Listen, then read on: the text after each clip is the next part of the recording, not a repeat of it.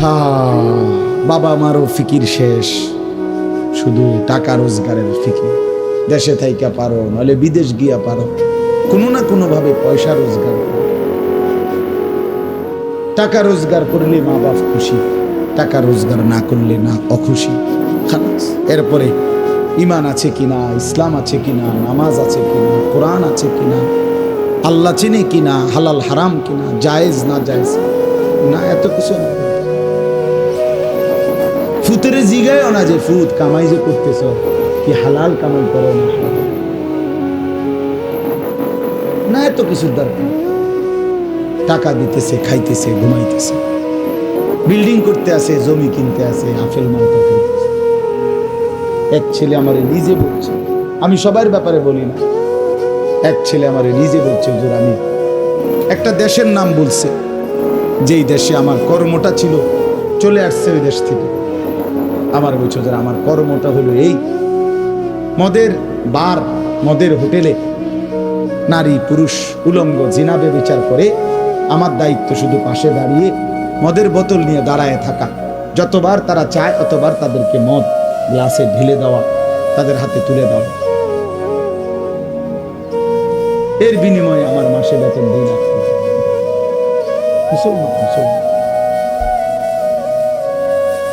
মুসলমানের সন্তান, বাংলাদেশের সন্তান। তো এই টাকা যখন বাবা খাচ্ছেন, বিল্ডিং করতেছে, কোনো টেনশন নাই। আমি আবারও বলছি, আমি সবার জন্য বলুন, ওই বলছি দেখতে হত্যা করেছি, কথা বুঝছেন? আমি তো নাম ঠিকানা বলুন। এই জন্য আমার বাপ, হে চোর, এদিকে এই সম্পদের জন্য চুরি করেছিলে, আজ যা দরকার নাও। আইয়ুহাল কাতি, হে ডাকাত, এদিকে এদিকে আসো, এই সম্পদের জন্য ডাকাতি করছিল, আজ নাও। হে আত্মীয়তার, আইয়ুহাল কাতি, আত্মীয়তার সম্পর্ক ছিন্নকারী ব্যক্তি, আসো। এই জন্য ভাইয়ের সাথে যুদ্ধ করছো, বোনের সম্পদ নষ্ট করছো, চাচারে সম্পত্তি দাও নাই, এই জন্য, এই দুনিয়ার জন্য নাও। এখন না, এখন যা লাগে নাও।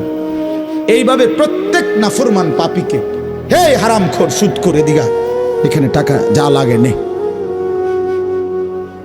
নে বাটপার, এখান থেকে টাকা নে, কি পরিমাণ টাকা দরকার ছিল নে। এইভাবে রাসূলুল্লাহ সাল্লাল্লাহু আলাইহি সাল্লাম বলেন, দুনিয়ার এই সম্পদগুলো কথা বলবে আর ডাকবে, ডাকলে মানুষ, আচ্ছা এটা তখন কেরম দেখবে? কথা বুঝেন নাই? এটি যখন কথা বলবে, ডাকাডাকি করবে, মানুষ কি বলবে? লোকেরাও তো সবাই দাঁড়াইছে, মানুষও তো দাঁড়াইছে, তারারই তো ডাকতেছে, তো তারা কি বলবে? ওয়াকালাল ইনসানু মা লাহা, আল্লাহ নিজেই বলতেছে, লোকেরা তখন মানুষগুলো বলবে মা লাহা, এটা কি হলো? আরে এইটা কি কারবার? এগুলো কথা বলে কেমনে? এগুলো কি কয়? এরা আমার চিনলো কেমনে? আমি যে সিটার, আমি বাটফারে চিন্না লাইলো, ইন্নারিল্লাহ, একেবারে পুরা ধরা, অনবিচার আচার কিছুই শুরু হয়েছে না, এখনই বেইজ্জতি, বাকিটা তো অবস্থা খারাপ। মানে অর্থাৎ মানুষগুলো অবাক হয়ে বলবে মা লাহা, কি হলো জমিনে, কি হলো এগুলোর? এরা এমন করছে কেন? এরা কথা বলছে কেন? আল্লাহ বলেন, ইয়াউমাইদিন তুহাদ্দিসু আখবারাহা, আল্লাহ তাআলা বলেন, বান্দা কি দেখছো হবে? এই মাত্র দেখলা স্বর্ণ রূপ্য টাকা পয়সা কথা বলে, এখনে না দেখবা আসল খেলাটা? ইয়াউমাইদিন তুহাদ্দিসু আখবারাহা, আল্লাহ বলেন এখন দেখবা সরাসরি এই হাসরের মাঠে তোমার সামনে, তোমার পায়ের নিচের জমিন, তোমার পুরা জিন্দেগীর কথা, তোমার যত তথ্য, ভালো কিংবা মন্দ, নেক কিংবা গুনাহ, তোমার সমস্ত কিছু রাতের কিংবা দিনের, একাকী কিংবা প্রকাশ্যের, গোপন কিংবা আড়ালের, আল্লাহর কসম জমিন সবটা এখন তোমার সামনে বলে দিবে। ইয়াউমাইদিন তুহাদ্দিসু আখবারাহা, রব্বুল আলামিন বলেন জমিন সবটা কথা বলে দিবে, ভালোটাও মন্দটাও, আলোটাও অন্ধকারটাও, একাকীও অন্ধকারেও, প্রকাশ্যেও, সবার মাঝেও সব বলে দিবে। রাতের চুরি বলে দিবে, রাতের তাহাজ্জুদ তাও বলে দিবে, মদের আড্ডার কথাও বলে দিবে, জুয়ার আড্ডার কথাও বলে দিবে। সারা রাত যুবক উলঙ্গ ছবি দেখেছ, আল্লাহর কসম সেটাও বলবে। যে যুবক মালিকের সেজদা দিয়েছে সেটাও বলবে। তাহাজ্জুদ শোনাবে, আবার সবার সাথে যে জামাতে নামাজ পড়েছে এটাও বলবে, সব কিছু বলে দিবে। আল্লাহ বলেন, যদি মানুষ ভাবতে চাও জমিন কিভাবে কথা বলে, স্বর্ণরৌপ্য কিভাবে কথা বলে, আল্লাহ বলেন বিআন্না রাব্বাকা আওহা লাহা, আল্লাহ তাআলা আদেশ করেছেন বলেই কথা বলে। আল্লাহ বললে, হুকুম করিলে আল্লাহর গোটা কায়নাত, গোটা সৃষ্টি জগৎটাই কথা বলে। ওয়াশাহিদা আলাইহিম সামউহুম ওয়া আবসারুহুম ওয়া জুলুদুহুম বিমা কানু ইয়ামালুন। আল্লাহ বলে, হাসরের ময়দানে বান্দা, তোমার কান, তোমার চোখ, তোমার সারা দেহের চামড়া, জুলুদুহুম, তোমার সারা দেহের চামড়া, হাসরের ময়দানে তোমার পুরা জিন্দেগির কর্মকাণ্ড বলে দিবে। চামড়াগুলো বলবে, চামড়া, মানুষের শাহওয়াত চামড়াতে। এই জন্য সমস্ত যৌনতার ঘটনা, অসভ্যতার ঘটনা শরীরের চামড়া বলে দিবে। মানুষের শাহওয়াত চামড়ায়। কথা বুঝছেন কি? হ্যাঁ, চরমে চামড়ার মধ্যে শাহওয়াত, কামনা, বাসনা, যৌন চাহিদা। এই জন্য যত লোক দেখবেন বিভিন্ন হসপিটালে, যত ডাক্তার চর্মরোগের ডাক্তার, তত লোক যৌন রোগেরও ডাক্তার। হ্যাঁ, চর্ম ও যৌন রোগ বিশেষজ্ঞ। এটা একই বিষয়, একই চ্যাপ্টার। চামড়া মানে আল্লাহ তাআলা বলেন, তোমার চামড়া বলে দিবে কত রাত, কত দিন নারীর প্রতি অবৈধ আগ্রহ, অশ্লীলতার, বেহায়াপনার, অসভ্যতা করেছিলে।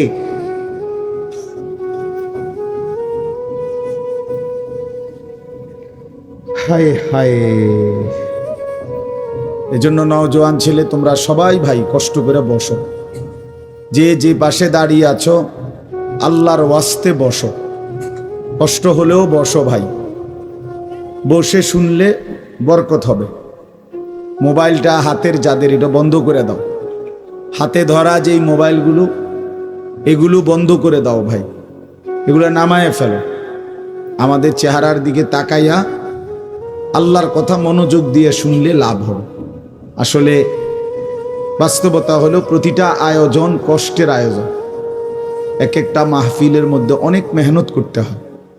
2 টাকা, 10 টাকা, 20 টাকা, 50 টাকা একত্র করেই এরপর একটা মাহফিল। এক মুঠে কেউ টাকা দেয় না, অনেক জনের কাছ থেকে বারবার গিয়ে কষ্ট করে নিয়ে সবাই মিলে মিশে একটা মাহফিল। প্যান্ডেল, মাইক, পোস্টার, হ্যান্ডবিল, বক্তা, দাওয়াত দেওয়া, ঠিকমতো আসা, মেহমানদারি, আপ্যায়ন, সব মিলাইয়া অনেক কিছু, অনেক কাজ থাকে, অনেক পেরেশানি। আমার মাদ্রাসায় আগামী 14ই ডিসেম্বর মাহফিল। তো গত 1 মাস থেকেই এই পরিকল্পনা, এটা হবে কোথায়, ওইটা হবে কোথায়, বক্তা বসবে কোথায়, শ্রোতা বসবে কোথায়, প্যান্ডেল হইলে কোন দিক দিয়া, এই কত কিছু যে লিখছি আমরা। তো এতে বোঝা যায় যে অনেক কিছু। এই সবটুকু কষ্ট করে যদি শুধু কেবল আসলাম আর গেলাম, কিছুই শুনলাম না, বুঝলাম না, কিছু গ্রহণ করলাম না, তো কি লাভ হলো ভাই? এই কষ্টের এই ইন্তেজামের মধ্যে ফায়দা কি? এই জুয়েল ওর কথা বারবার আমার কাছে বলছে। মাঝখানে আমি গত বছরে খুব সম্ভব ডেট দিতে পারি না, তো আবদার ছিল, আমি এবছর বলছিলাম যে ডেট মিলাই দেব, দেওয়া হয়েছে। আসলে সবাইরই ব্যস্ততা, সবাই কষ্ট করেই ইন্তজাম করতে হয়েছে। এই জন্য আমি অনুরোধ করি, সবাই আমরা, ছেলেরা তোমরাও ভাই বসো, ভাই ওই ছেলে বসো না বাবা, এনে বসো, বসো। এই ছেলেরা তোমরাও বসো ভাই, যে কদ্দুরই শুনো, অসুবিধা নাই, যতক্ষণই শুনো। ফ্যান্ট যদি বেশি সিফা হয় তো সোজাই আসো, বসো না। অনেকের ফ্যান্টে সমস্যা, এটা এত সিফা যে গোলামের প্যান্ট পিন্দাই দিছে, এই জন্য এটা দিয়ে বসতে পারে। এটা জানুন সব, না না, এটা ঐতিহাসিক তথ্য, মানে দুষ্টামি না। যাদের প্যান্ট সিফা, এটা হলো গোলামের পোশাক, মানে কৃতদাসের পোশাক। হ্যাঁ, এটা হলো আফ্রিকান, যাদেরকে দিয়ে পৃথিবীতে কৃতদাসের কাজ করাইতো, অর্থাৎ এই ভেড়া, বকরি, উট, দুম্বা এগুলো লালন পালনের কাজ করাইতো। তো তাদেরকে এরকম সিফা প্যান্ট ফিল, মানে টাইট, কেন? যাতে বসতে না পারে।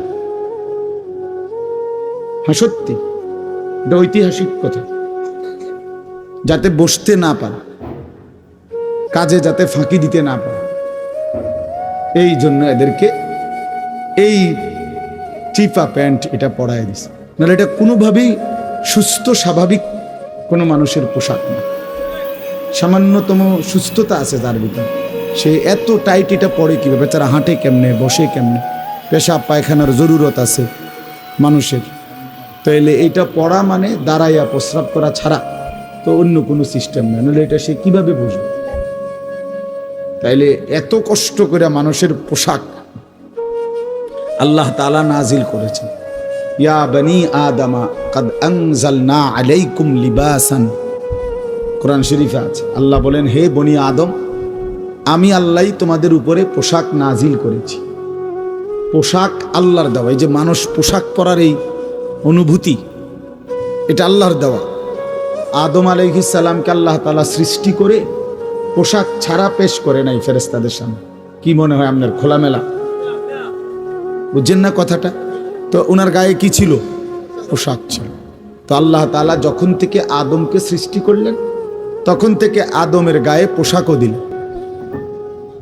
সেই থেকেই পোশাক, ইউয়ারি সাওআতিকুম ওয়ারিশা, এটা স্পষ্ট। আল্লাহ বলছে দুইটা উদ্দেশ্যে পোশাক দিলাম। এক, এটা তোমাদের লজ্জা ঢেকে দিবে, আর ওয়ারিশা, এটা তোমাদের সৌন্দর্যের উপকরণ হবে। তাহলে এটার মধ্যে একটা আর্ট আছে, সৌন্দর্য আছে। এটা লজ্জা ঢাকবে। এখন যদি লজ্জাই না ঢাকে, এটা যদি সতরই না ঢাকে, তো এটা হলো কি?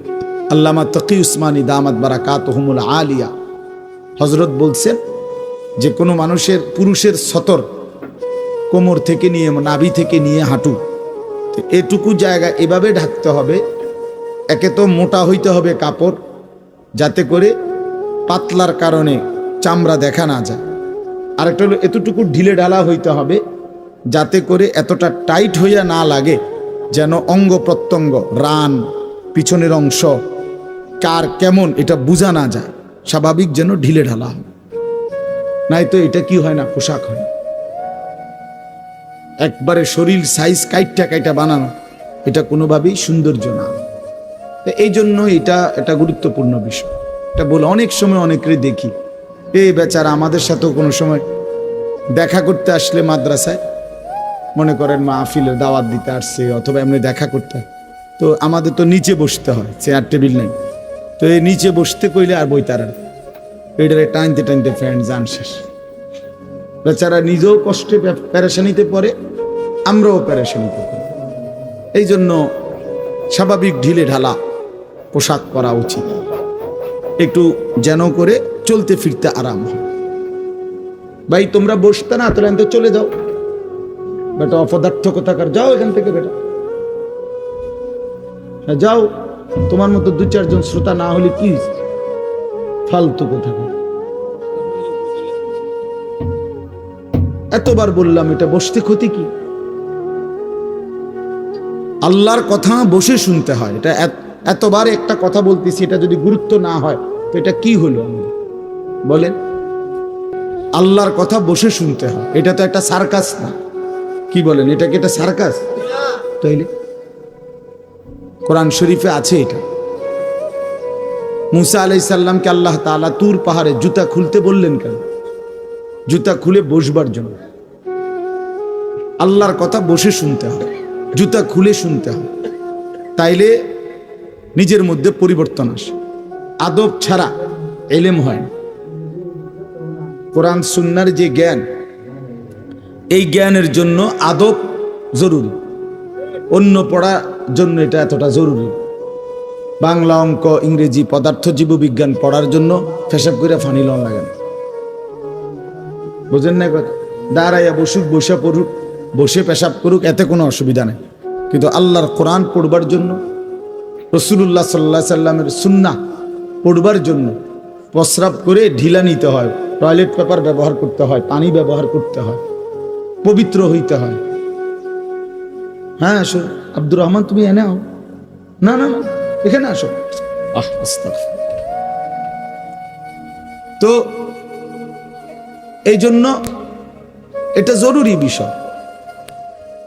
আমাদের কোরআন এবং সুন্নাহর ইলমের জন্য আপনার আদব জরুরি, আখলাক জরুরি, তাহারাত জরুরি। এই যে এখন এখানে একটা, এটা আপনাদের এটা শুধু একটা মহরান, বরং এখানেও তো কোরআন সুন্নাহর ইলম বলার জন্যই উলামায়ে কেরাম আপনাদেরকে বসাইছে, ঠিক না? তো তাইলে আদব জরুরি। মাওলানা ইয়াহিয়া বয়ান করতেছিলেন, হ্যাঁ আল্লাহ তাআলা, আমি যেটুকু আইসা মাত্র শুনলাম, আল্লাহ তাআলা হাসরের ময়দানে এক কদম পাও বাড়াইতে দিবেন, জিন্দেগির প্রতি ইঞ্চির হিসাব হবে।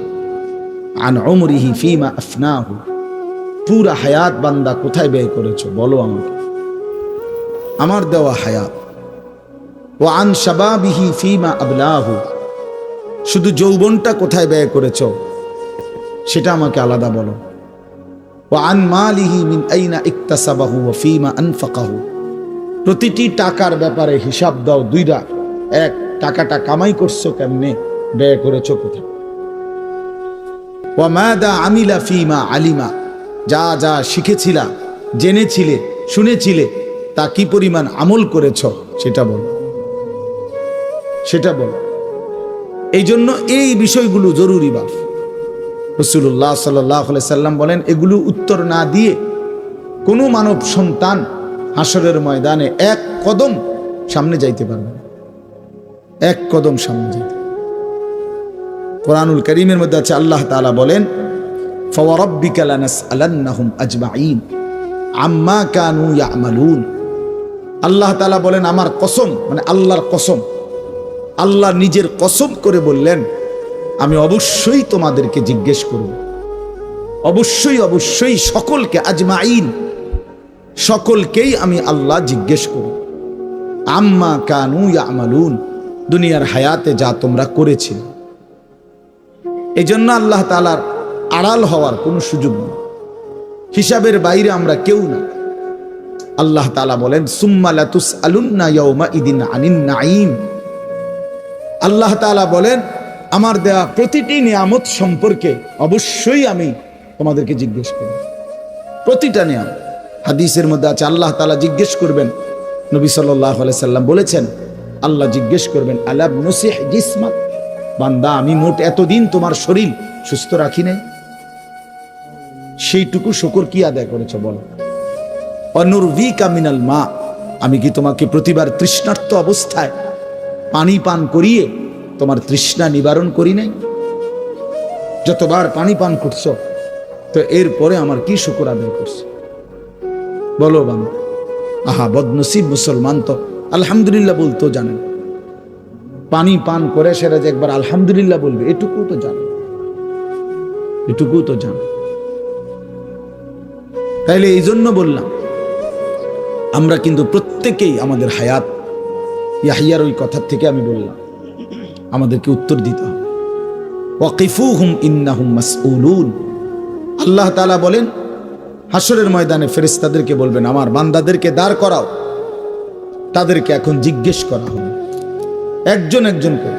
ওয়াকুল্লুহুম আতিহি ইয়াউমাল কিয়ামাতি ফারদান। আল্লাহ বলেন, সকলকে আমি আল্লাহর সামনে আসতে হবে একজন একজন।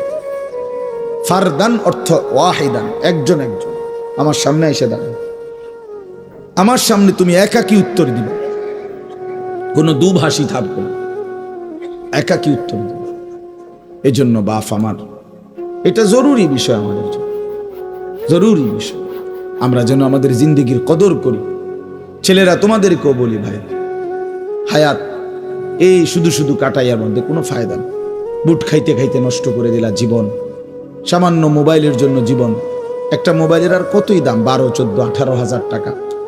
তো এই সামান্য টাকার একটা মোবাইল, এর জন্য এত সুন্দর হায়াত শেষ করে দাও, আস্তাগফিরুল্লাহ। এটা ঠিক না। বন্ধুদের আড্ডায় 5 ঘন্টা 6 ঘন্টা জীবন শেষ করে দিলেন। আল্লাহ আমাদেরকে বুঝ দান করেন।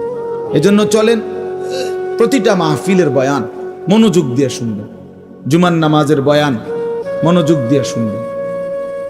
যখনই ওলামায়ে কেরাম কথা বলে মনোযোগ দিয়ে শুনলে ধীরে ধীরে পরিবর্তন হয়। মানুষ একদিনে বদলায় না, এটা আমরাও জানি। একদিনে কোনো জুনায়েদ বাগদাদি হয়ে যাবে না, একদিনে কোনো আব্দুল কাদের জিলানী হয়ে যাবে না। ওনারা নিজেরাও একদিনে হয় নাই, তা আপনি হইবেন কেন? বুঝেন নাই? জুনায়েদ বাগদাদি এত বড় আল্লাহর ওলি হয়েছে একদিনে, তো বাইজিদ বুস্তামি এত বড় আল্লাহর ওলি হয়েছে একদিনে, তো আপনি হবেন কেন? কাজে এইটা কোনো কথা না। কিন্তু শুনতে থাকলে, গুরুত্ব দিলে, আন্তরিকতা দিয়ে শুনলে একদিন আল্লাহ তাআলা বদলে দেন, পরিবর্তন নসিব হয়। এই পৃথিবীতে অগণিত মানুষ যারা জালেম ছিল, নাফরমান ছিল, পাপী ছিল, হাজারো অন্যায়ের মধ্যে ডুবা ছিল, এমন মানুষও আল্লাহর দয়ায় কোনো একদিন রাত গভীরে, কোনো একদিন দিনের আলোতে, কোনো সামান্য কথায়, কোনো সামান্য ঘটনায় জিন্দেগি বদলাই ফেলছে। পিছনের জীবন থেকে তওবা করে নতুন জীবন গ্রহণ করছে, আল্লাহ পাককে রাজি খুশি করে জামানার আউলিয়া হয়ে গেছে। এরকম বহু ঘটনা আছে, বহু ঘটনা। এই জন্য আমরা ইনশাআল্লাহ মনোযোগ দিয়ে আল্লাহর কথা, আমার বয়ান না শুধু সমস্ত আলেমদের বয়ান মনোযোগ দিয়ে শুনবেন। বলেন ইনশাআল্লাহ। কোরআন সুন্নাহর কথা মনোযোগ দিয়েই শুনবেন, দেখবেন বরকত হবে। যদি আমার এই কথা একজনে বুঝেন, আমি মনে করি এতটুকুই আমার লাভ। 2 জন বুঝলে 2 জনই লাভ। আল্লাহ আমাদেরকে তৌফিক দান করেন। চলেন কোরআনুল কারীমের এই সূরাটি 99 নম্বর সূরা। 114টি সূরা কোরআন শরীফে, তন্মধ্যে এটা হলো 99 নাম্বার, 30 নাম্বার পারা। পুরা কোরআনুল কারীমের মধ্যে মোট 30 পারা। এই মোট 30 পারার মধ্যে এটা হলো 30 নাম্বার, 99 সূরা নাম্বার। সূরাটির নাম হচ্ছে জিলজাল, সূরায়ে জিলজাল। জিলজাল শব্দের অর্থ বা জালজালা, জিলজাল একই শব্দ, দুইটার 2 রকম ব্যবহার। অর্থ হলো ভূমিকম্প। জিলজাল শব্দের অর্থ কি বলেন? ভূমিকম্প। ভূমিকম্প, এই যে জমিন কাঁপে, ভূমিকম্প হয়, এই সূরার অর্থ হলো এইটা। এই ভূমিকম্প বলতে, জিলজাল বলতে আল্লাহ তাআলা কিয়ামতের ভূমিকম্প বুঝাইছে। পৃথিবীতে এমনিতে প্রতিনিয়ত মাঝে মধ্যে বিভিন্ন এলাকা ভেদে, অঞ্চল ভেদে ভূমিকম্প হয়। হ্যাঁ, আধা মিনিট, 30 সেকেন্ড, 40 সেকেন্ড, 50 সেকেন্ড, কিংবা তার চাইতে সামান্য কম বেশি এরকম সময় ভূমিকম্প হয়। এতেই বহু ক্ষয়ক্ষতি হয়। যখনই যেখানে কোথাও ভূমিকম্প হয়, তো সেখানে অনেক ক্ষয়ক্ষতি হয়, ঘর বাড়ি বিভিন্ন কিছুর অনেক ক্ষতিগ্রস্ত হয়। কিন্তু আল্লাহ তাআলা বলেন একটি চূড়ান্ত ভূমিকম্প আছে, যেই ভূমিকম্পটা যখন হবে তখন একসাথে আল্লাহর সৃষ্টি পুরাটা জমিন একসাথে ভূমিকম্প, এবং সেটা কতক্ষণ থাকবে সেটা আল্লাহই জানে, সেটা আল্লাহই জানে। এরকম ভূমিকম্প হবে, আর সেই ভূমিকম্পটা হলো কিয়ামতের ভূমিকম্প। অর্থাৎ এই পৃথিবী ধ্বংস করার জন্য আল্লাহ তাআলা তার গোটা সৃষ্টি জগৎকে মৌত দিবেন। মৃত্যু 2 রকমের, একটা হলো ব্যক্তিগত পৃথক একক মৃত্যু, আরেকটা হলো গোটা আলমের মৃত্যু। সবার যখন পৃথক মৃত্যু হয় তো এটারে বলে মৌত, আর গোটা পৃথিবীর যখন আল্লাহর সৃষ্টি সবটার যখন একসাথে মৃত্যু হবে সেটারে কয় কিয়ামত। সেটাই কিয়ামত, ওইটাও একটা মৃত্যু। আসমানের মৌত হবে, জমিনের মৌত হবে, সূর্য চন্দ্র গ্রহ নক্ষত্রের মৃত্যু হবে, অর্থাৎ সব কিছু শেষ হবে। তো এই যে কিয়ামত, এটা আমাদের ঈমানের অংশ, এটা হবেই হবে, এটা হবেই হবে। আখিরাত, কিয়ামত, এই পৃথিবী একদিন ধ্বংস হবে, শেষ হবে, এটা কোরআনুল কারীমের অসংখ্য আয়াতে আল্লাহ তাআলা বলছেন, বারবার বলছেন, বারবার, যে বান্দা যত সুন্দরী তোমার কাছে লাগে দুনিয়া, যত আকর্ষণীয় মনে হয় না কেন দুনিয়া, একে তো তুমিও থাকবে না, একে তো দুনিয়া নিজেই থাকবে। দুটোটা মনে রাখবে, না তুমি থাকবে স্থায়ী, না দুনিয়া থাকবে স্থায়ী, কোনোটাই না। তুমিও মৃত্যুবরণ করবা, একদিন দুনিয়ারও মৃত্যু হয়েছে, দুনিয়ারও মৃত্যু হয়েছে। প্রতিটা মানুষকে মরতে হবে, এটা আমরা সবাই জানি। কুল্লু নাফসিন যায়িকাতুল মাউত, সমস্ত আত্মা, সমস্ত প্রাণ, আল্লাহ তাআলা বলেন মৃত্যুর স্বাদ গ্রহণ করুন, মৃত্যুর স্বাদ গ্রহণ। কুল ইন্নাল মাউতাল্লাযী তাফিররুনা মিনহু ফাইন্নাহু মুলাকীকুম, আল্লাহ তাআলা বলেন হে নবী আপনি বলে দেন, ও দুনিয়াবাসী, মৃত্যু থেকে তোমরা যেখানেই পলায়ন করো না কেন, মৃত্যু তোমাদের সাথে সেখানে গিয়েই নিজেই মোলাকাত করবে, সাক্ষাৎ করবে। তুমি ডাকতে হবে না, মৃত্যু নিজেই আসবে, মৃত্যু নিজেই আসবে। আইনামা তাকুনু ইউদরিকুমুল মাউতু ওয়ালাউ কুনতুম ফি বুরুজিম মুশাইয়াদা, আল্লাহ বলে তুমি যদি এমন একটা বিল্ডিং বানাও, ঘর বানাও, যে ঘরটা অনেক উঁচা, যে ঘরটার উপর দিয়া কেউ ভিতরে ঢুকতে পারবে না, যে ঘরটার মধ্যে একটা ছিদ্র নাই, একদম আটকানো, তো এরকম একটা ছিদ্রবিহীন সুউচ্চ ঘরও যদি তুমি বানিয়ে তার ভেতরেও তুমি আশ্রয় নাও, তো ইউদরিকুমুল মাউতু, মৃত্যু তোমার সেখানেই পৌঁছবে, তোমার সেখানেই পৌঁছবে। প্রিয় ভাই আমার, বন্ধু আমার, নওজোয়ান সাথীরা আমার, মৃত্যু এক অনিবার্য বাস্তবতা, চিরন্তন বাস্তবতা, এটা গ্রহণ করতেই হবে। হাসলেও মরতে হবে, কাঁদলেও মরতে হবে, সুখেও মরতে হবে, দুঃখেও মরতে হবে। রাজপ্রাসাদ আর অট্টালিকার মানুষটাও মরে যাবে, জীর্ণ কুটিরে যে লোক থাকে, হ্যাঁ, সেই লোকটাকেও মরতে হবে। জীবনে কোনোদিন দুঃখ দেখে নাই যে, সেও মরে যাবে। জীবনে কোনোদিন সুখ দেখে নাই যে, সেও মরে যাবে, সব মরে যাবে। এটাই সত্য, এটাই বাস্তব। অতএব মৃত্যু এক অনিবার্য বাস্তবতা, এটা গ্রহণ করতেই হবে। এটা যদি আমরা মনে রাখি, আমাদের জীবন অনেক সুন্দর হইত, অনেক সুন্দর হইত। রাসূলুল্লাহ সাল্লাল্লাহু আলাইহি ওয়াসাল্লাম বলছেন, আকসিরু যিকরা হাদিমিল লাযযাত ইয়ানি আল মাউত। আল্লাহর নবী বলেন, আমার উম্মত তোমরা বেশি বেশি ওই জিনিসটা স্মরণ করো, যে জিনিস তোমাদের সমস্ত স্বাদ, আনন্দ, আহ্লাদ চিরতরে মিটায় দিবে, তোমারে চিরস্তব্ধ করে দেবে। জলজ্জান্ত মানুষটা আমাদের সামনে হাঁটতো, চলতো, উঠতো, বসতো, ঘুরতো, ফিরতো, হ্যাঁ, সেই মানুষটা মনে করেন আমার চোখের সামনে নাই, তার লাশ আমার সামনে, আহা সেই লোকটা স্তব্ধ। পৃথিবীর কত মানুষ কত আওয়াজ করতেছে, কত শোরগোল করতেছে, কিন্তু এই লোকটা হাতও নাড়ে না, পাও নাড়ে না, চোখও মেলে না, আর কিছুই। এ কি আশ্চর্য বিষয়, চোখের সামনের এই মানুষটা নাই, কি হলো তার? কে তারে থামাই দিল? কে তারে স্তব্ধ করে দিল? এ তো আমার মতো ঘুরতো, ফিরতো, হাঁটতো। আহ, আমার আব্বারে আমি কত দেখছি, একদিন আমার আব্বা চলে গেলেন। আমার দাদারে আমি কত দেখছি, আমার দাদা একদিন চলে গেল। আমার জ্যাঠারে আমি দেখে আসছি, দোয়া করে আসছি, ফু দিয়ে আসছি। এক সপ্তাহ পরে জ্যাঠা ইন্তেকাল করলেন, আবার এক সপ্তাহ পরে আমি গিয়া জ্যাঠার জানাজা পড়াইছি। এই তো বাস্তবতা। যুবক ভাই, তুমিও মনে রাখো, বয়স্ক বাবা আপনিও মনে রাখেন। হাসান বসরি রহমতুল্লাহ আলাই একজন বড় বুজুর্গ ছিলেন। উনি বলতেন, তিনি যখন কোনো যুবককে দেখতেন আর বয়স্ক দেখতেন, তো তিনি যুবকদেরকে বলতেন, ইয়া মা'শারাশ শাবাব ইন্না যারআ কাদ তুদরিকুহুল আহাতু ক্বাবলা আন ইয়াবলুগা। তিনি উপদেশ দিতেন, হে যুবকগণ শোনো, সব ফুল, সব ফল, সব গাছ চারা পরিপক্ক পাকা পর্যন্ত পৌঁছায় না, তার আগেই অগণিত ফুল, অগণিত ফল, অগণিত চারা গাছ ঝরে ঝরে। এটা উনি মনে করাইতেন মৃত্যুর কথা।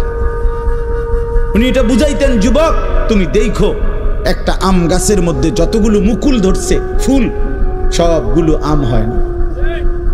যতগুলো আম ধরছিল ছোট ছোট, সবগুলো বড় পাকা পর্যন্ত যায় না, তার আগেই ঝরে যায়। ঝরেই যায় বেশি, থাইকা যায় অল্প। তার মানে যুবক, কিশোর, তরুণ, এই বয়সেই মৃত্যু হয় বেশি, বৃদ্ধ পর্যন্ত পৌঁছে কম। পুরা বাড়িতে অনেক সময় এমন হয় একজনও বয়স্ক লোক না, একজনও না। আমার ঘর, আমার বাপ চাচাদের যে ঘর, সেখানে আপনার এখন আমার চাচাতো ভাই, জ্যাঠাতো ভাই, আমার ভাই বেরাদর সব মিলাইয়া আমাদের ছেলে পেলে ভাই ভাতিজা মিলে না হয়তো 60-70 জন আছি আমরা, কিন্তু আমাদের একজনও বয়স্ক লোক নাই। আমার দাদাও নাই, দাদিও নাই, জ্যাঠাও নাই, চাচাও নাই, আমার আব্বাও নাই, কেউ নাই। তাইলে কেন এমন হলো? তাহলে বোঝা গেল অধিকাংশই ঝরে যায়, কবরে চলে যায়, মৃত্যু হয়ে যায়। এই জন্য ধোঁকা না খাওয়া। আরেকটা হলো, বয়স্ক লোককে দেখলে উনি বলতেন, হাসান বসরি রহমতুল্লাহ আলাইহি, ইয়া মাশারা শুয়ুখ, হে বৃদ্ধগণ। উনি তাদেরকে জিজ্ঞাসা করতেন যে মা ইউনতাজারু বিসসারআ ইযা বালাগা, যখন কোনো ফসল পাইকা যায় তখন আর বাকি থাকে কি? কি বাকি থাকে? কাটা। কথা বলে না, কি বাকি থাকে? ক্বালু আল হাসাদ, বা কাটাটা বাকি থাকে, পাইকা তো গেছে। তার মানে আপনারা পাইকা তো গেছেন, বয়স তো হয়েই গেছে, আর শুধু মৃত্যুটা বাকি, আর শুধু মৃত্যুটা বাকি। তাইলে যুবককে বলতেন, তুমি ভেবো না তুমি বৃদ্ধ হবা, কারণ অসংখ্য ফুল তো আগেই ঝরে যায়, অসংখ্য ফল তো আগেই ঝরে যায়, অসংখ্য গাছ তো আগেই ঝরে যায়। আবার বৃদ্ধকে বলতেন যে আপনার তো আর কিছুই বাকি নাই, আপনি তো পাইকেই গেছেন, এখন শুধু কাটা, কবর, মৃত্যু ছাড়া আর বাকিটা কি? তাহলে মৃত্যু ভুলে না যাওয়া, মউত ভুলে না যাওয়া। রাসূলুল্লাহ সাল্লাল্লাহু আলাইহি ওয়াসাল্লাম বলেন, কাফা বিল মাউতে ওয়াইজান, নবীজি বলেন, কোন মানুষ যদি মৃত্যুর কথা স্মরণ করে, তার ওয়াজের জন্য, নসিহতের জন্য এটাই যথেষ্ট, এটাই যথেষ্ট। আমরা কিতাবে পড়ছি, হযরত ওমর রাদিয়াল্লাহু তাআলা আনহু, এত বড় সাহাবী, উনি বলতেন, কুল্লা ইয়াউমিন ইউকালু মাতা ফুলান মাতা ফুলান ওয়ালা বুদ্দা মিন ইয়াউমিন ইউকালু মাতা ওমর। তিনি বলতেন, হায় শোনো, প্রতিদিন ঘোষণা হয় আজ অমুকের মৃত্যু হলো, অমুকের মৃত্যু হলো, অমুকের মৃত্যু হলো। অচিরেই একদিন ঘোষণা হবে আজ ওমরের মৃত্যু হলো, আজ ওমরের মৃত্যু হলো। উনি বলেন, এই ঘোষণা শুনবে খুব দ্রুত একদিন। এই জন্য বাপ, এই আমাদের ব্যক্তিগতভাবে প্রতিনিয়ত মৃত্যু হচ্ছে, ঠিক এভাবে আমরা তো মরছি, একদিন এই গোটা আলমের মৃত্যু হবে, একদিন এই গোটা সৃষ্টিটাই আল্লাহ তাআলা গুটায় ফেলবে। আচ্ছা, কি আশ্চর্য কথা, এটা কি অবাক করা। এক মিনিট যদি কেউ বিবেক দিয়া ভাবে, যারে বলে কি হুজুর, বলেন কি, এত বড় আসমান ভেঙে যাবে, এই সূর্য খসে পড়বে, চাঁদ খসে পড়বে। আল্লাহ তাআলা বলছে, ইযা সামাউন ফাতারাত, আসমান ভেঙে যাবে, ওয়া ইদাল কাওয়াকিবু ইনতাসারাত, তারকারাজি খসে খসে পড়বে, ইযা শামসু কুব্বিরাত ওয়া ইদাল কাওয়াকিবু ইনতাসারাত। আল্লাহ তাআলা বলছেন, সূর্যটা গুটায় ফেলা হবে, পাহাড়গুলো বালির মতো, তুলার মতো উঠতে থাকবে। ইদা রাজ্জাতিল আরদু রাজ্জা, এই জমিনের মাটিগুলো রেজা রেজা, পাউডার পাউডার হয়ে যাবে। ইদাল বিহারু ফুজ্জিরাত, সমুদ্র, খাল, বিল, নদীর পানিগুলো সব টকবগে উতরাইয়া গরম হইয়া বাষ্পের মতো উড়ে যাবে। না কোথাও পানি থাকবে, না কোথাও গাছ থাকবে, না আসমান থাকবে, না জমিন থাকবে, কিছু। আচ্ছা, এটা কেমন কথা, এটা কেমন আশ্চর্য বিষয়। এই গোটা আলমের মৃত্যু হবে। আল্লাহ তাআলা কোরআনুল কারীমে বিশ্বাস করেন, অসংখ্যবার এই কথা এটা বলছে, এটা হবেই হবে। ইদা ওয়াকাতিল ওয়াকিআ, আল্লাহ বলেন এই ঘটনাটা ঘটবে। লাইসা লি ওয়াকাতিহা কাযিবা, এই ঘটনা মিথ্যা মনে করার মতো কেহ নাই।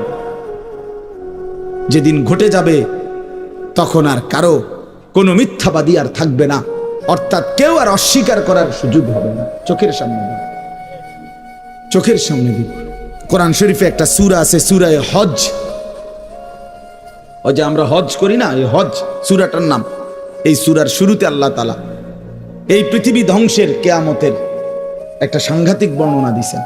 ওইখানে আছে আল্লাহ বলেন, ইয়া আইয়ুহান নাসুত্তাকু রাব্বাকুম, হে মানুষ তোমরা আল্লাহকে ভয় করো।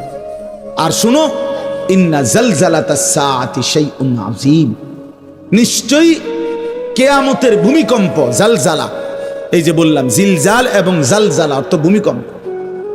আল্লাহ বলেন কিয়ামতের ভূমিকম্প, ইসরাফিল যখন ফু দিবে, আমার এই পৃথিবী যখন ভাঙতে শুরু করবে, এই সৃষ্টি জগৎ পুরাটা যখন আমি আল্লাহ গুটায় ফেলবো, ওয়াসসামাওয়াতু মাতবিয়াতুম বিয়ামিনি, আল্লাহ বলেন 7 আসমান আমি আল্লাহ তাআলার হাতের মধ্যে গুটায় ফেলবো, গুটায় ফেলবো। তুমি জানো না আমার ক্ষমতা?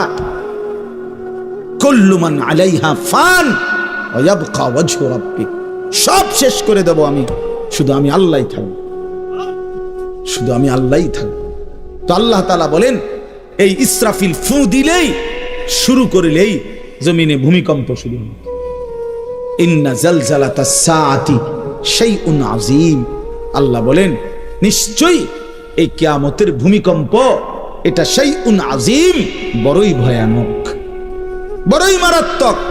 কারণ দুনিয়ার ভূমিকম্প এক নাম্বার হলো বর্তমানের ভূমিকম্প কখনো 30 সেকেন্ড, কখনো 40 সেকেন্ড, কখনো 47 সেকেন্ড, 50 সেকেন্ড, এই সেকেন্ড সেকেন্ড, মিনিট না, 47 মিনিট নি ভূমিকম্প হয়। কথা কর না কেন? 30 মিনিট ভূমিকম্প হয়। 30 মিনিট ভূমিকম্প হইলে আমাদের 14 গোষ্ঠী থাকবো নি? 30 সেকেন্ড, 40 সেকেন্ড হয় ভূমিকম্প। এইটুকুতে একে তো সময় সামান্য, দ্বিতীয়ত হলো একসাথে গোটা পৃথিবীতে হয় না, এদিকে হলে ওইদিকে হয় না, এরকম। কিন্তু আল্লাহ তাআলা বলেন ইসরাফিল ফু দিলে যে ভূমিকম্পটা হবে, সেই ভূমিকম্পটা গোটা পৃথিবী একসাথে নাড়ায় দিবে, একসাথে নড়িয়ে। 47 সেকেন্ড না, কতক্ষণ সেটা আল্লাহই জানে। তখন অবস্থা কি হবে? মানুষের আতঙ্ক, এই ভূমিকম্পে আতঙ্ক। হ্যাঁ, আমি একবার চাঁদপুর মাহফিলে ছিলাম, রাত্রে ঘুমাইছি মসজিদের রুমে, ইমাম সাহেবের রুমে। এই সময় ভূমিকম্প আইছে, দরজা খুলে দিছি দৌড়, মসজিদের মাঠে আইছি দাঁড়াইয়া, চাই যে পুরা গ্রামের মানুষ সব আইসা পড়ছে, হই হুল্লোড়, চিৎকার, হায় হায়। অথচ সবাই চিৎকার দিতে দিতে ভূমিকম্প শেষ। ভূমিকম্প হয়েছেই তো অল্প একটু, কিন্তু এটুকুর আতঙ্কেই যা হুজুর পাবলিক বরাবর। কিসের হুজুর আর কিসের পাবলিক, বক্তা শ্রোতা সমান। এই এখন মনে করেন ভূমিকম্প হইলে আমরা সব দিন দৌড়, আমি এনে বুজুর্গি দেখাইবো, এটা হ্যাঁ, আমি একটা বড় হুজুর বেটা প্রধান বক্তা, আমি লড়লে কি মানুষে কি করব, আপনি কি করবেন আমার সময় কো, আমার জান নিয়ে টানাটানি। আল্লাহু আকবার। তো এই সামান্য ভূমিকম্প, কিন্তু আল্লাহ তাআলা বলেন ইসরাফিল সিংহা ফু দিলে যে ভূমিকম্প হবে বান্দা, সেটা বড়ই ভয়ানক, সেটা সারা পৃথিবী নড়বে একসাথে। তখন কি হবে মানুষের আতঙ্ক? ইয়াউমা তারাউনাহা তাযহালু কুল্লু মুরদিআতিন আম্মা আরদাআত। এই এক নম্বরে আল্লাহ বলেন যে মা তার বাচ্চাটাকে দুধ পান করাইতেছিল, এই কোলের বাচ্চা, দুধের বাচ্চা, আপন মা তার দুধের বাচ্চা ভুলে যাবে, ফেলে দিবে, ছুঁড়ে মারবে, আর মা পাগলের মতো দৌড়ানো শুনবে। কোরআন শরীফের আয়াত। ওয়াতাদাউ কুল্লু যাতি হামলিন হামলাহা। এবং আল্লাহ তাআলা বলেন যে মায়ের পেটের বাচ্চা 10 মাস পূর্ণ হয়ে গেছে, আগামী 2 ঘন্টা 5 ঘন্টা পরে বাচ্চাটা এমনিতেই প্রসব হইতো। আল্লাহ তাআলা বলেন ইসরাফিলের ফু দিলে জমিন যখন কাঁপতে শুরু করবে, তো এই গর্ভধারিণী মা, গর্ভবতী নারী পাগলের মতো এভাবে ছুটবে, দৌড়বে, নিজের গর্ভের বাচ্চা নিজেই পড়ে যাবে। ও তারান নাসা সুকারা, আল্লাহ বলেন মাতালের মতো সমস্ত মানুষগুলো ছুটতে থাকে। ফাইদা বারিকাল বাসার ওয়া খাসাফাল কামার ওয়া জুমিআ আশ-শামসু ওয়াল কামার। আল্লাহ তাআলা বলে চন্দ্র সূর্য আলোহীন হয়ে যাবে, সূর্য চন্দ্র এক হয়ে যাবে। ওয়া জুমিআ আশ-শামসু ওয়াল কামার ইয়াকুলুল ইনসানু ইয়াওমাইদিন আইনাল মাফার। লোকেরা দৌড়বে আর ছুটবে, মানুষ একে অপরকে জিজ্ঞেস করবে ভাইয়া পালাবো কোথায়, দাঁড়াবো কোথায়? কোথাও তো স্থির কোনো জায়গা নাই, কোথায় দাঁড়াবো? আল্লাহ তাআলা বলেন কাল্লা লা ওয়াজার, না বান্দা, সেদিন আর কোথাও জায়গা মিলবে না। ইলা রাব্বিকা ইয়াউমা ইদিনিল মুস্তাকার, আজকে শুধুই কেবল তোমার আল্লাহর কাছেই আশ্রয় ঠিকানা। এভাবে বহু আয়াত কোরআন কারীমের মধ্যে আল্লাহ তাআলা বর্ণনা করছেন। আমার ভাই, তো এই ইসরাফিলের ফু দিলে গোটা আলমের মৃত্যু হবে, ভূমিকম্প শুরু হবে। তো এই ভূমিকম্প কেন হবে? এই কাঁপতে কাঁপতে সমস্ত কিছু ভাঙ্গা একসাথে এই সব কিছু আল্লাহর সৃষ্টি সমস্ত কিছুই জমিনের তলদেশে চলে যাবে। জমিন তখন খালি ফাঁকা, জমিনে তখন কিচ্ছু নাই, কিচ্ছু, একটা সুতা মাটির উপরে থাকবে। এই প্রথমবার ইসরাফিল ফু দিলে সমস্ত কায়নাত, ইনসান, জিন, আল্লাহর সমস্ত সৃষ্টি মাখলুকাত সব জমিনের তলদেশে চলে যায়। মানুষ ও জিন ও অর্থ সম্পদ, স্বর্ণ রৌপ্য, মণি মুক্তা, হীরা জহরত, সব সব সব একটা কাগজের অস্তিত্ব, সব কিছু, গোটা জমিন ফাঁকা। এভাবে কতদিন আল্লাহ জানে, কতদিন আল্লাহ জানে। হ্যাঁ মা ভাই, এরপরে একটা নির্দিষ্ট সময় পরে আবার আল্লাহ তাআলা ইসরাফিলকে জীবিত করবেন, করে আবার আল্লাহ তাআলা দ্বিতীয়বারের মতো ফু দিতে বলবেন। এই দুই ফুঁয়ের মাঝখানে কতদিন? নবী সাল্লাল্লাহু আলাইহি সাল্লামের এক হাদিসের মধ্যে বলছে 40 সাহাবীরা ব্যাখ্যা করছেন মুহাদ্দিসিন, সেই 40টা হতে পারে 40,000 বছর, 40,000। এই জন্য বাপ একটা কথা হলো, সর্বশেষ যেই লোকটা কবরে যাবে, শেষ যেই ব্যক্তি মরবে পৃথিবীতে, হতে পারে তাকেও শুধু কবরেই থাকতে হবে 40,000 বছর, 40,000 বছর। এরপরে তো আখিরাত। এই 40,000 বছর যদি কবরে আযাব হয়, 40,000 বছর যদি কবরে আযাব হয় ভাই, তখন কি হবে? এবার ভেবে দেখেন, এখন যারা কবরে যাচ্ছে,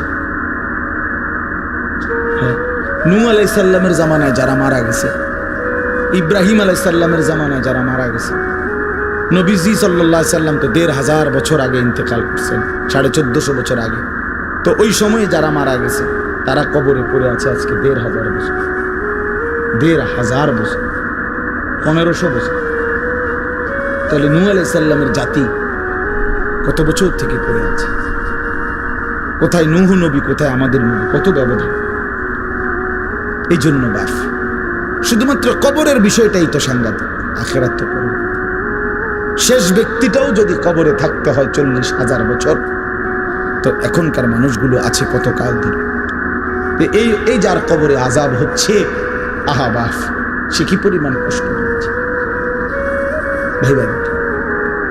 কবরবাসীদের রুহের মাগফিরাত, আরে ভাইয়া একবার চোখ বন্ধ করে 1 সেকেন্ড ভাবেন, আজ আমরা যাদের রুহের মাগফিরাত কামনা করলাম, এই 20 বছরের ব্যবধানে, 30 বছরের ব্যবধানে, 10 বছরের ব্যবধানে, 50 বছরের ব্যবধানে আবার এর পরের লোকেরা আমাদের রুহের মাগফিরাত কামনা। এটা কি পরিমাণ বাস্তবতা, কি পরিমাণ বাস্তব!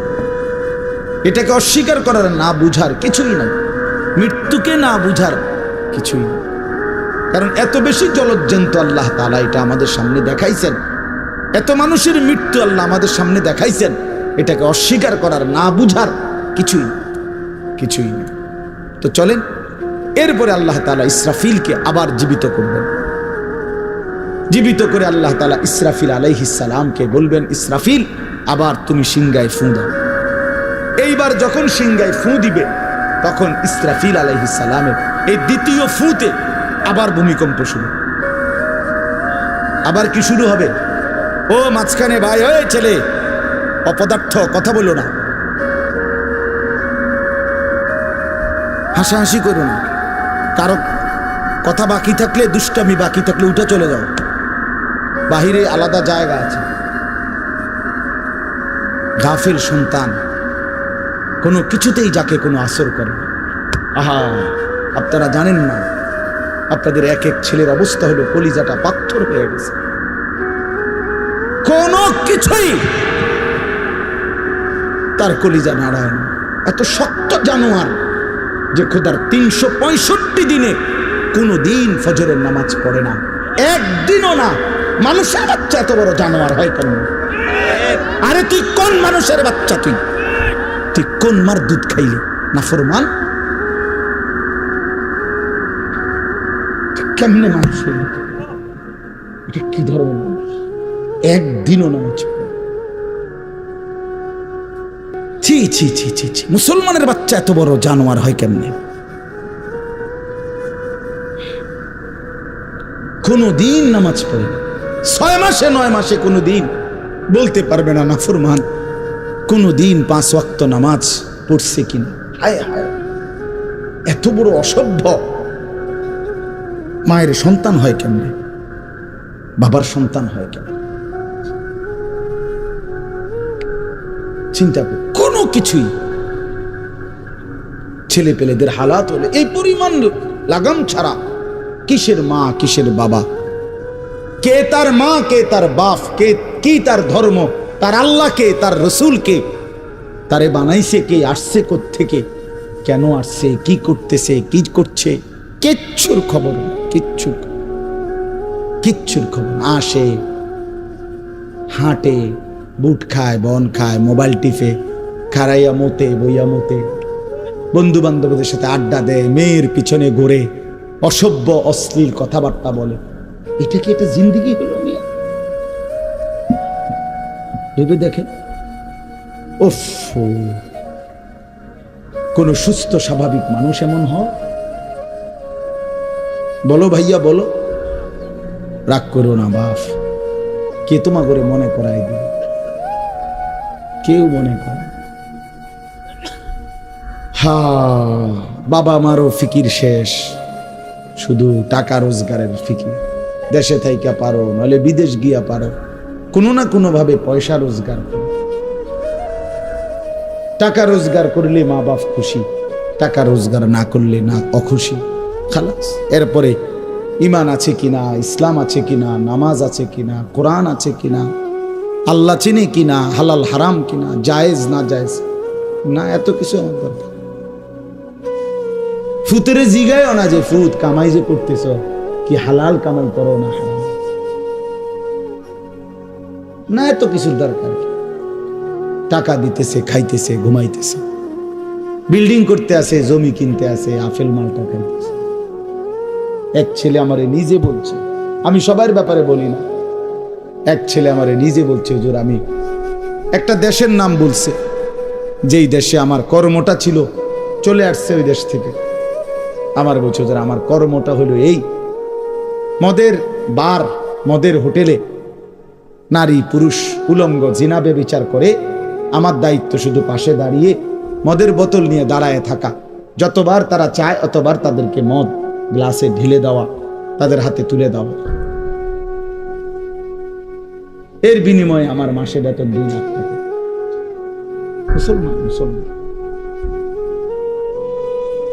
মুসলমানের সন্তান, বাংলাদেশের সন্তান। তো এই টাকা যখন বাবা খাচ্ছেন, বিল্ডিং করতেছে, কোনো টেনশন নাই।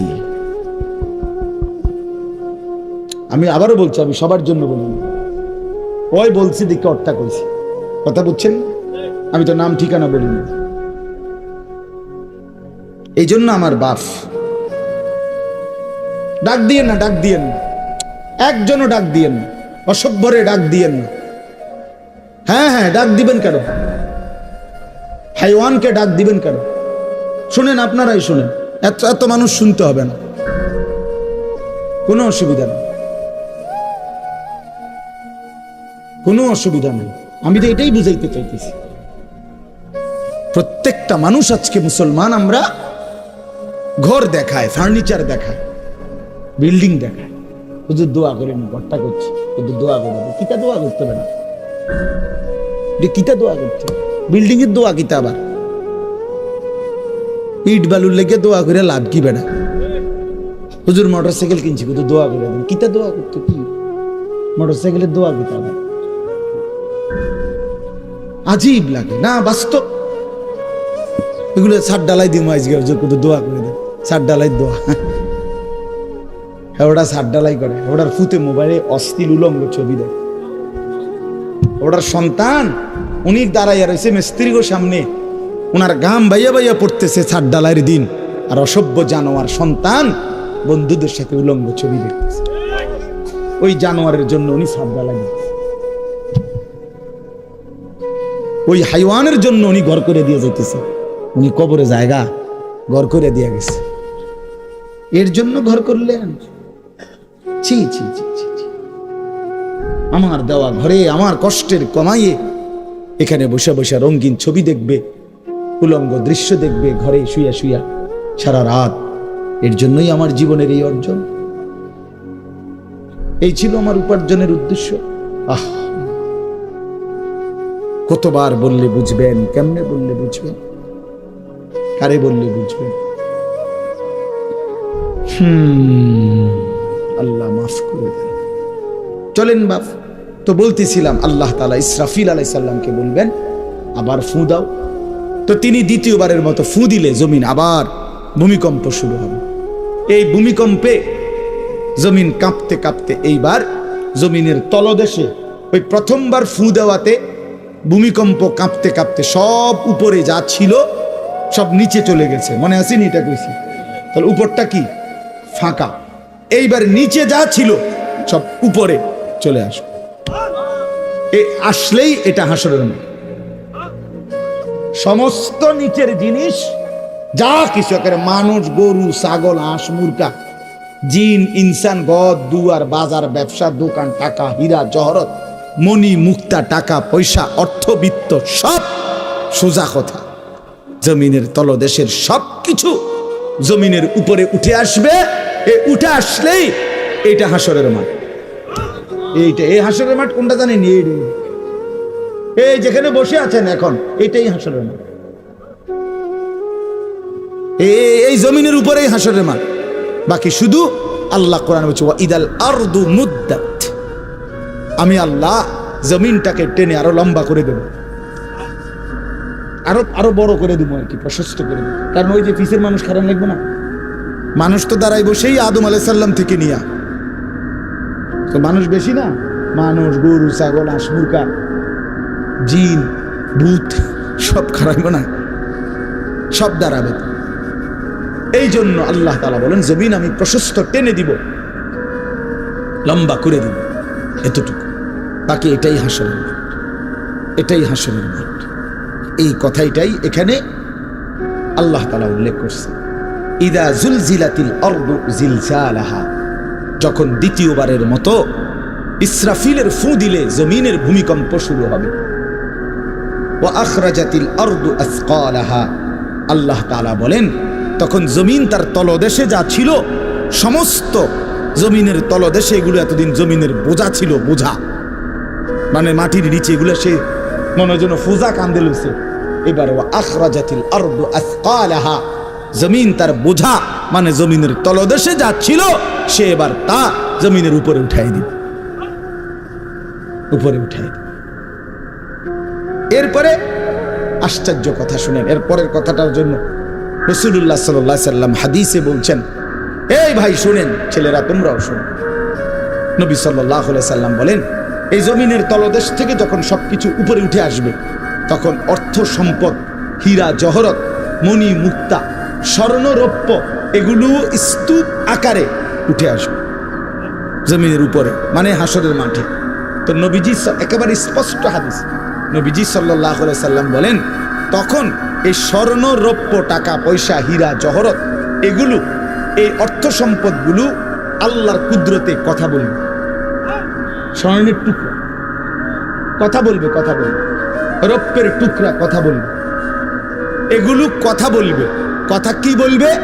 এগুলো তখন ওই নাফরমান মানুষগুলোকে ডাক দিবে, ডাক দিবে, আইয়ুহাস সারিক, হে চোর এদিকে, এই সম্পদের জন্য চুরি করেছিলে, আজ যা দরকার নাও। আইয়ুহাল কাতি', হে ডাকাত, এদিকে এদিকে আসো, এই সম্পদের জন্য ডাকাতি করছি, আজ নেও। হে আত্মীয়তার আইয়ুহাল কাতি, আত্মীয়তার সম্পর্ক ছিন্নকারী ব্যক্তি, আসো। এই জন্য ভাইয়ের সাথে যুদ্ধ করছো, বোনের সম্পদ নষ্ট করছো, চাচারে সম্পত্তি দাও নাই, এই জন্য, এই দুনিয়ার জন্য নাও, এখন নাও, এখন যা লাগে নাও। এইভাবে প্রত্যেক নাফরমান পাপীকে, হে হারামখোর সুদ করে দিগা, এখানে টাকা যা লাগে নে, বাটপার, এখান থেকে টাকা নে, কি পরিমাণ টাকা দরকার ছিল নে। এইভাবে রাসূলুল্লাহ সাল্লাল্লাহু আলাইহি সাল্লাম বলেন, দুনিয়ার এই সম্পদগুলো কথা বলবে আর ডাকবে, ডাকলে মানুষ, আচ্ছা এটা তখন কেরম লিখবো, কথা বোঝেন নাই, এটি যখন কথা বলবে, ডাকাডাকি করবে, মানুষ কি বলবে? লোকেরাও তো সবাই দাঁড়াইছে, মানুষও তো দাঁড়াইছে, তারারই তো ডাকতেছে, তো তারা কি বলবে? ওয়াকালাল ইনসানু মা লাহা, আল্লাহ নিজেই বলতেছে, লোকেরা তখন, মানুষগুলো বলবে, মা লাহা, এটা কি হলো, আরে এইটা কি কারবার, এগুলো কথা বলে কেমনে, এগুলো কি কয়, এরা আমারে চিনলো কেমনে, আমি যে সিটার,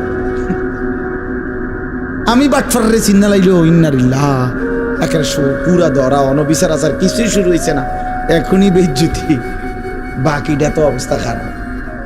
মানে অর্থাৎ মানুষগুলো অবাক হয়ে বলবে, মা লাহা, কি হলো জমিনে, কি হলো এগুলোর, এরা এমন করছে কেন, এরা কথা বলছে কেন?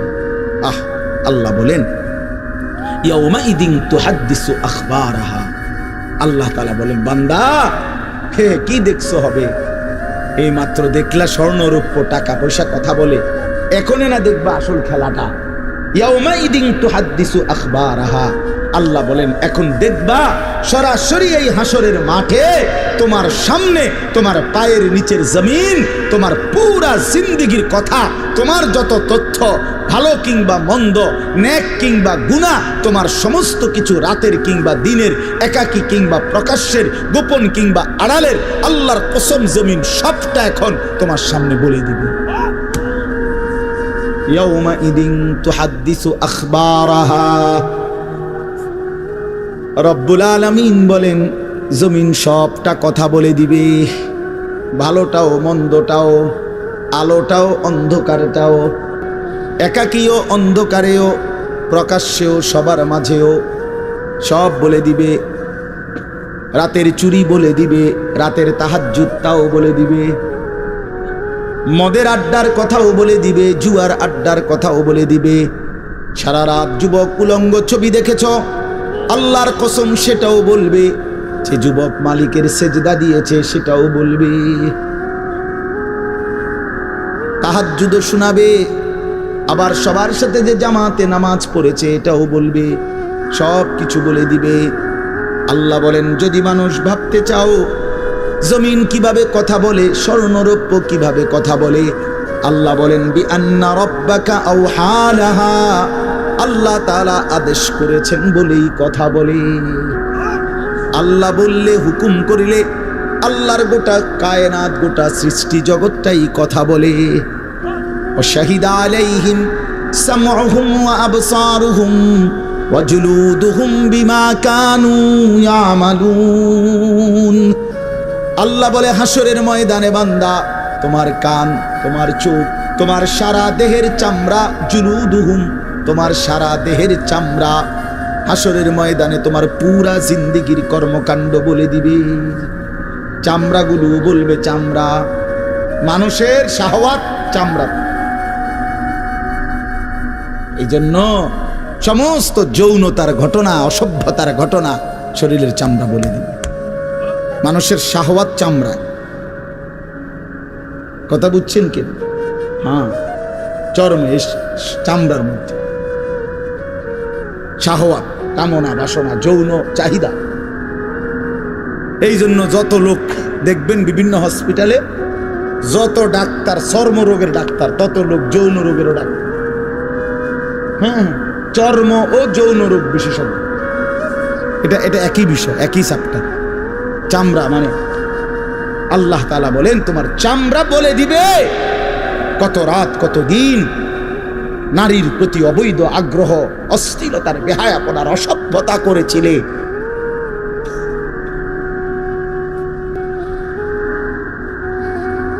হায় হায়, বিআন্না রাব্বাকা আওহা লাহা, আল্লাহ বলেন আমি আল্লাহ হুকুম করেছি বলে কথা বলে। এজন্য আল্লাহ হুকুম করিলে চামড়াও কথা বলে, কানেও কথা বলে। এখন কি কানে কথা বলে? বল। চোখেও কথা বলে। এখন চোখ কথা বলে না, মানে সবকিছুর জবান খুলবে, সবকিছু। আপনারা বলেন, আমরা তো মনে করি জিহ্বায় কথা বলে না, জিহ্বায় কথা বলে না, আল্লাহর হুকুম হইলে কথা বলে। নাহলে যে লোক বোবা তারও তো জিহ্বা আছে না, তো সে কথা বলে না। যে লোক কানে শুনে না, তো তার কি আপনার এইভাবে কান বলতে কিছু নাই, তো সে শুনে না কেন, কথা বলেন না কেন? আল্লাহর হুকুম। যার চোখ, যে চোখে দেখেন, এই যে জুয়েল ভাই, আমি মূলত তার মহব্বতেই মাহফিলটা দিছি। তো এই যে দেখে না, তো তার এভাবে তো চোখ আছে, সে দেখে না কেন?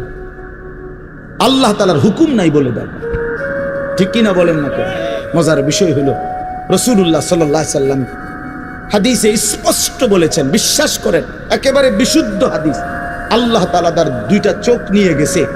নবীজি বলছেন, সে যদি সবর করে আল্লাহর হুকুমের উপরে চলতে পারে, রাসূলুল্লাহ সাল্লাল্লাহু আলাইহি সাল্লাম বলেন, আল্লাহ তাআলা তাকে এই দুইটা চোখ নিয়ে যাওয়ার কারণে, অন্ধ বানানোর কারণে সে যে সবর করলো, আল্লাহ রসুল বলছেন আল্লাহ তাআলা নিশ্চিত তাকে জান্নাত দান করবে। এই জন্য তুমি ভাই সবর করো। মালিকের এই দুনিয়া দেখতে পারলো না, তো অপেক্ষা করো, একদিন জান্নাত দেখবা, জান্নাতের হুর দেখবা, তো আরো মজা হবে যে আমি প্রথমেই জান্নাতই দেখলাম, জান্নাতই দেখলাম। যা মালিক, দুনিয়া দেখলাম না তোমার, তুমি আমার জান্নাত দেখাই। আল্লাহ তৌফিক দান করুন। ইয়াউমাইদিন ইয়াসদুরুন নাসু আশতাতান লিয়ুরাউ আ'মালাহুম, আল্লাহ বলেন তখন দলে দলে ফেরেশতারা মানুষগুলোকে লাইনবদ্ধ, সারিবদ্ধ করে দলে দলে বানাবে। লোকেরা পরস্পর, প্রত্যেকটা মানুষকে ফেরেশতারা আলাদা আলাদা গ্রুপ বানিয়ে দেবে হাসরের ময়দানে। তখন প্রত্যেকে এই গ্রুপে গ্রুপে, দলে দলে লিয়ুরাউ আ'মালাহুম, নিজেদের আমল নামা, নিজেদের আমল দেখবার জন্য সামনে এগিয়ে যাবে। অর্থাৎ প্রত্যেককে তার আমল নামা দেখবার জন্য, দেওয়ার জন্য নির্দিষ্ট জায়গায় নিয়ে আসবে। নেওয়ার পরে সেখানে প্রত্যেকের ফাইল, প্রত্যেকের খাতা, আমল নামা তার হাতে তুলে দেওয়া হবে। দিলেই সে দেখবে। আল্লাহ বলতেছেন, ফামান ইয়ামাল মিসকালা যাররাতিন খায়রান ইয়ারা, এক বিন্দু, এক অণু পরিমাণ, পরমাণু পরিমাণ, সামান্য থেকে সামান্য পরিমাণও নেকি, কল্যাণ, তাও তুমি দেখতে পাবা।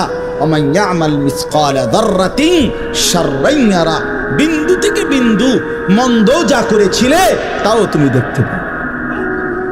এক জাররা, মূলত জাররা বলে তাফসীরের মধ্যে লিখছে লা ওয়াজনা লাহু লা জিনাতা লাহা, যেটার কোনো ওজন হয় না, এত সামান্য, এত সামান্য, ওজন নাই, মানে 100 গ্রামও না, 10 গ্রামও না, 1 গ্রামও না, আধা গ্রামও না, এত সামান্য। এটা কোনো ওজন নাই, ওজন আসে না আর কি, ওজনে হয় না, এরে বলে জাররা। তাফসীরের মধ্যে লিখছে, কোনো ব্যক্তি, হযরত আব্দুল্লাহ ইবনে আব্বাস বলেন, কোনো ব্যক্তি যদি মাটিতে এমনি হাত মারে, মানে হাত লাগাই আবার উঠাই লাইছে, তখন এই যে বালুগুলো লাগছে, এই বালুর যেগুলো হাত থেকে ঝরে পড়ে কণা, এগুলো তার চাইতে সামান্য 1 জাররা। আমার উস্তাদ বলছিলেন ছাত্র জীবনে আমাদেরকে, যে মানুষ যে কাপড় ধুইয়া চিপে, কাপড় এমনি চিপ্পা রোদ্রে দেয় না, মানে চিপ্পাই তো ফানি ফেলায়, তো কাপড় চিপ্পা সাইরা মানুষের একটা স্বভাব হইল রৌদ্র দেওয়ার আগে এটার একটা ঝাড়া মারে, লুঙ্গিটারে একটা আগে কি মারে, ঝাড়া দিয়া এরপরে দেয়। এই যে লুঙ্গিটা ঝাড়া দিলে যে ছোট্ট ছোট্ট পানির ফোঁটা ছিটকাইয়া পড়ে, এই ফোঁটা, এগুলো পিচ্ছি পিচ্ছি, এগুলো এক একটা জাররা, অথবা তার চাইতে ছোট। এটার ওজন আসবে না, এটা 1 গ্রামও হবে না, আধা গ্রামও হবে না। এই সামান্য ভালোটাও তুমি দেখবা, মন্দটাও দেখবে। কেমনে আড়াল করবেন ভাই? নিজেকে আড়াল করবেন কেমনে বাপ? যুবক তুমি কেমনে আড়াল করবা? কোরআন শরীফে আছে, আল্লাহ বলেন ইয়াউমা তুবলাস সারাইর, বান্দা আমি হাসরের ময়দানে তোমার অন্তরের গোপন বিষয়গুলো, যেগুলো কেউ শুনে নাই, তুমিও বলো নাই, শুধু মনে মনে কল্পনা করছিলা ভালো কিংবা অসৎ, সেগুলো হাসরের ময়দানে তোমার সামনে খুলে দেব। হ্যাঁ, আফালা ইয়ালামু ইযা বু'সিরা মা ফিল কুবুর ওয়া হুসিলা মা ফিস সুদূর। আল্লাহ তাআলা বলেন এই বুকের ভিতরে, অন্তরের ভিতরের যেই কথাগুলো, সেগুলো খুলে দেব। এই জন্য আজকে আমার কথা এখানে শেষ। আমি এতটুকু কথাই বলতে চাই, এই ৯৯ নম্বর সূরাটা আমাদেরকে এই কথার সবক দিচ্ছে যে আমরা আমাদের জিন্দেগির ১ সেকেন্ড, একটি নিঃশ্বাস আড়াল করবার সুযোগ নেই। হিসাব দিতে হবে, হিসাব দিতে হবে। ১ মিনিট, ১ সেকেন্ড, ১ পলক, ১ লাম্হা, ১ মুহূর্ত আমাদের আড়াল করবার সুযোগ নাই ভাই। ভালোটার প্রতিদানও নিতে হবে, মন্দটারও প্রতিদান নিতে হবে। তাইলে কেন জীবন নষ্ট করব? কেন হায়াত নষ্ট করব? আমার অনুরোধ রইল, যতগুলো যুবক ছেলে আছো ভাই, তোমাদের কাছে অনুরোধ, মৌলানা কথা বলবে, এরপরে আরো একটু বয়ান হলে এরপরে দোয়া হবে, কিন্তু আমার মাঝখান দিয়ে কথাটাই আমি অনুরোধ করে বললাম, প্রত্যেকেই দয়া করে আল্লাহর ওয়াস্তে, আল্লাহর ওয়াস্তে নিজের জীবনের কদর করো ভাই। আমার এটাই শেষ কথা। যুবক ছেলেরা, তুমি আমার সাথে এখন যাইবা না, আমিও তোমার সাথে যাব না।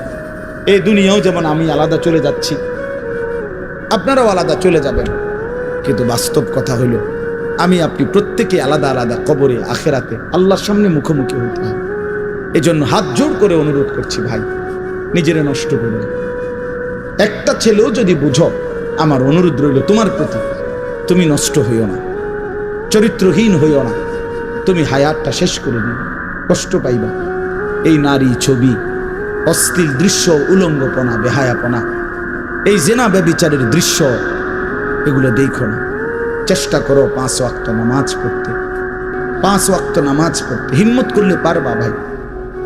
পেশাব পায়খানার পরে টয়লেট পেপার ব্যবহার করো, পানি ব্যবহার করো, দেখবা শরীর পবিত্র থাকলে আল্লাহর ইবাদত করতেও মন চায়। মূলত মানুষ অনেকের যাদের নামাজ ছুটে যায়, তাদের একটা বড় কারণ হলো তার শরীর অপবিত্র, শরীর নাপাক, আর নাপাক দেখে নেক কাজের তামান্না, আগ্রহ জাগে না।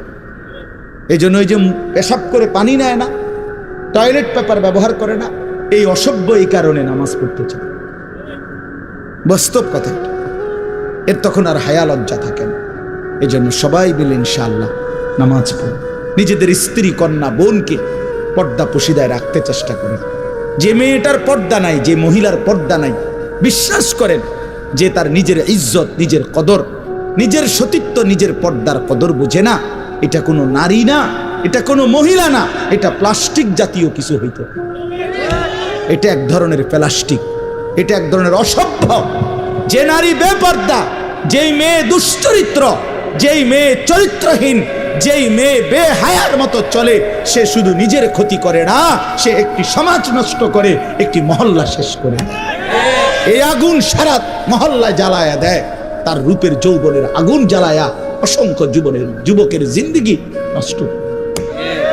এই জন্য ওই জানোয়ার মনে রাখতে হবে, ওই অসভ্য নারী, যতগুলো ছেলে তাকে দেখে অবৈধ কামনা বাসনা করছিল, এই সমস্ত যুবকের সমপরিমাণ গুনাহ ওই অসভ্য মেয়ে, ওই নর্তকী, ওই ব্যভিচারিণী নারী তাকে ভোগ করতে হবে। এত সোজা না। এই জন্য বাবাদেরকে বলি, ছেলেদের দিকে কদর করেন, মেয়ের দিকে নজর দেন, স্ত্রীর দিকে নজর দেন। ওই খাট পালং দেখাইয়েন না, বিল্ডিং উল্ডিং দেখাইয়েন না, ইতান দেখাইয়া লাভ নাই। উঠতে লাইলে সবারই ঘুমাইয়া লাভ, পরিশ্রম করে ঘুমাইলে এত কিছু লাগে না। কত মানুষ আছে এরকম যারা ফাওড়াও দোয় না, জুতাই নাই, বেটা ফাও দিব কি দিয়ে বেটা। হ্যাঁ, সময় করে এতটা ক্লান্ত থাকে যে শুইলেই কি এসে পড়ে ঘুম এসে। আল্লাহ আমাদের সবাইকে কদর করার তৌফিক দান করেন। আজকের এই মাহফিলকে আল্লাহ তাআলা ভরপুর বরকত দান করেন। আল্লাহ তাআলা আপনাদের